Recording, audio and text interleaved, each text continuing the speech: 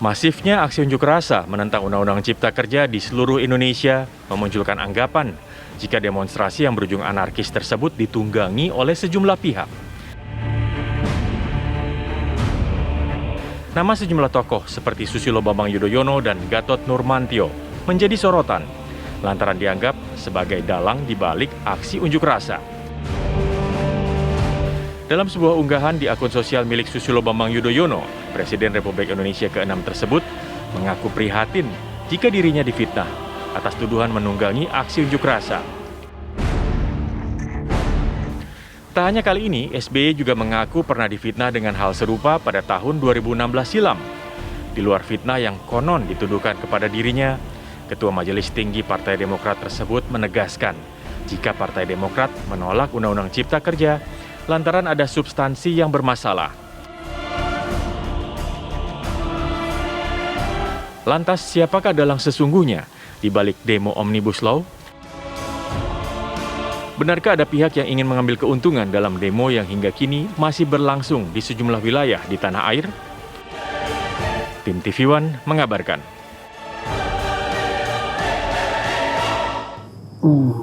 Saya kok nggak yakin ya kalau Pak Erlangga, Pak Luhut, atau BIN yang dimaksud itu saya. Hubungan saya dengan Pak Erlangga selama ini baik, dengan Pak Luhut juga baik, dengan BIN juga nggak ada masalah.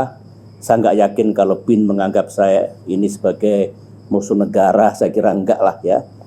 Nah, kalau ditanyakan begitu, yang paling baik ya tanyakan kepada beliau-beliau itu, siapa yang dimaksud aktor yang menunggangi, yang menggerakkan dan membiayai itu. Mungkin kalau tidak ada kejelasan, ini tidak baik. Rakyat saling curiga, kemudian ya tidak baik kesana kemari beritanya. Lebih bagus kalau memang menggerakkan, menunggangi, membiayai itu oleh negara dianggap kejahatan, melanggar hukum, dan hukum harus ditegakkan, lebih baik disebutkan. Kalau tidak nanti dikira negaranya melakukan hoax. Tidak bagus. Karena kita harus percaya pada pemerintah kita. Kita harus put trust, ya, kepercayaan kepada pemerintah kita untuk menjalankan tugas-tugasnya. Nah, kalau rakyat nanti dianggap ini kok main tuduh negara, pemerintah, menjadi tidak bagus. Jadi kalau saya ditanya ya seperti itu, tapi yang paling bisa menjawab, yang paling bisa mengklarifikasi semuanya ini ya beliau-beliau. Dan saya yakin beliau kalau ditanya oleh pers, oleh rakyat, mesti mau menjelaskan itu. Begitulah etika yang harus dimiliki oleh siapapun yang sedang mengemban amanah memimpin negeri ini. Langsung saja kita berbincang dengan ketiga narasumber. Sudah ada Andi Malarangeng, Sekretaris Majelis Tinggi Partai Demokrat. Selamat pagi Bang Andi. Selamat pagi, Assalamualaikum Bang Andi. Selamat pagi. Kemudian juga ada Bang M. Kodari, analis politik. Selamat pagi Bang Kodari. Selamat pagi. Dan nanti juga akan bergabung bersama kami Arteria Dahlan, politisi PDIP. Tapi saya mau ke Bang Andi. Bang Andi, kita sudah mendengar pernyataan dari Pak SBY begitu ya. Kalau boleh dikatakan secara clear nih ya Bang ya. Jadi sebenarnya siapa yang menuduh Pak SBY ini dalam demo? Dalam arti pernyataan mana dan siapa yang membuat Pak SBY ini tertuduh begitu Bang? Jadi mari kita lihat kronologinya dulu. Jadi kenapa muncul reaksi semacam itu. Jadi pertama ketika undang-undang ini disahkan, kami dari Partai Demokrat menolak, ya, karena ada masalah-masalah materi, ada masalah prosedur dan sebagainya, dan timingnya yang tidak tepat. Lalu setelah itu muncul protes dan demo-demo segala macam. Sebagian ada yang menjadi anarki. Kemudian setelah itu pemerintah, ada Pak Erlangga, ada Presiden Pak Jokowi, ada yang lain lagi pejabat-pejabat pemerintah mengatakan ini ada ditunggangi, ini ada dalangnya lah atau segala macam. Setelah itu muncul buzzer. Kalau Anda lihat di media sosial, buzzer yang segala macam yang kemudian memfitnah, menuduh Pak SBY, Cikeas lah, Demokrat lah yang berada di balik dalang. Tapi pemerintah kan nggak memberikan nama Bang, pemerintah kan nggak memberikan nama. Memang pemerintah justru kita tidak memberikan nama siapa yang menjadi, yang dikatakan saya sudah tahu. Nah, setelah itu muncul buzzer. Kan sudah ada, kalau sudah semacam ini kan susah. Kalau kita diam nanti disangka benar. Kalau kita bicara dibilang baper. Yang penting yang jelas adalah sebagai warga negara, Pak SBY tentu saja perlu untuk menyatakan bahwa dia tidak menjadi menggerakkan para demo atau membiayai atau segala macam, itu tidak. Dan warga negara boleh dong untuk menjelaskan posisinya dalam hal ini.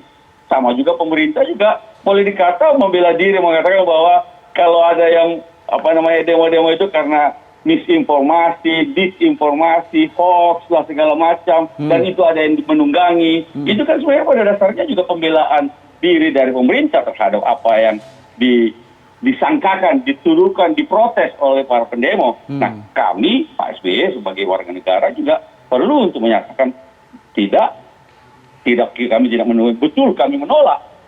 Demokrat jelas menolak, bahkan walk out dari sidang paripurna itu karena memang begitulah keyakinan kami.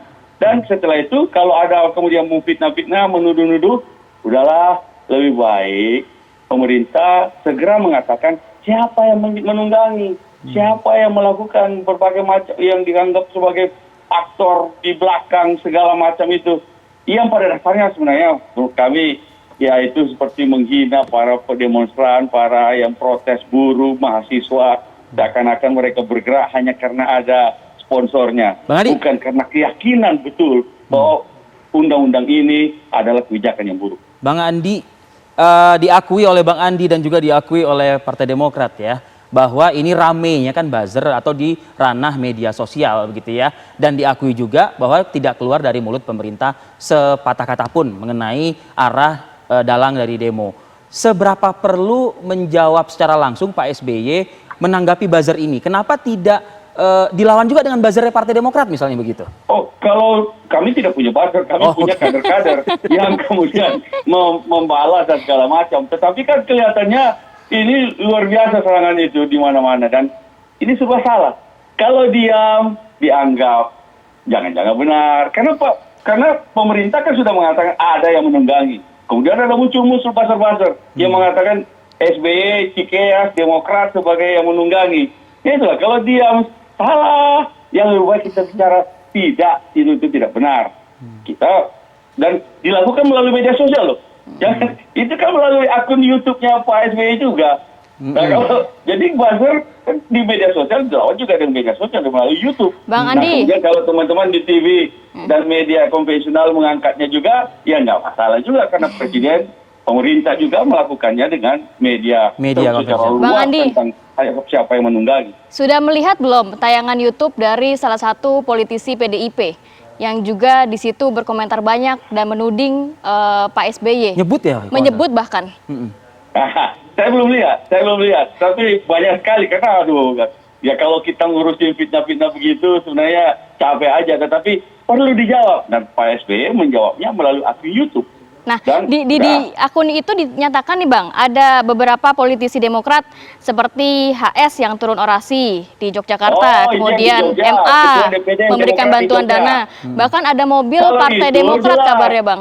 Jadi pada waktu demo, ya itu DPRD dikepung, DPRD dikepung, yang bisa mereka terima untuk bicara dengan mereka hanya teman-teman dari Demokrat atau PKS, karena itu yang menolak.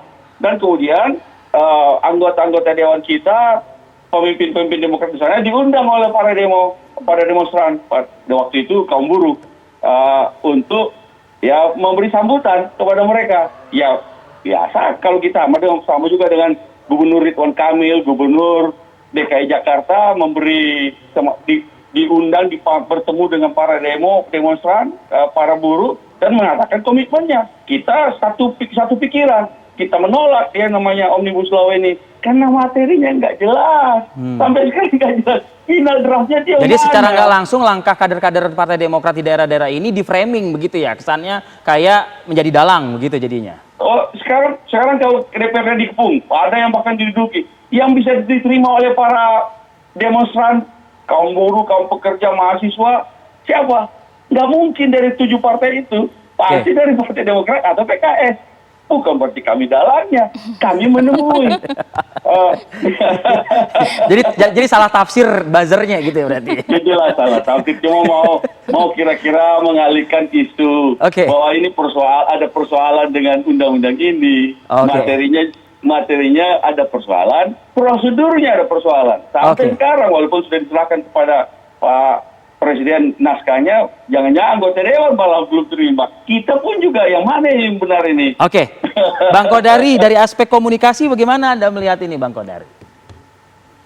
Ya, tentunya ada beberapa dugaan juga ya, karena memang yang namanya peristiwa politik atau manuver politik itu tentu yang paling tahu adalah pelakunya sendiri. Jadi misalnya, pertama kalau kita pakai patokan Bang Andi, dari kacamata beliau, sebetulnya kan Partai Demokrat ini, Pak SBY mau klarifikasi lah ya, dari macam-macam isu atau gosip yang berkembang bahwa Partai Demokrat ikut menunggangi gerakan dari demo Undang-Undang Cipta Kerja.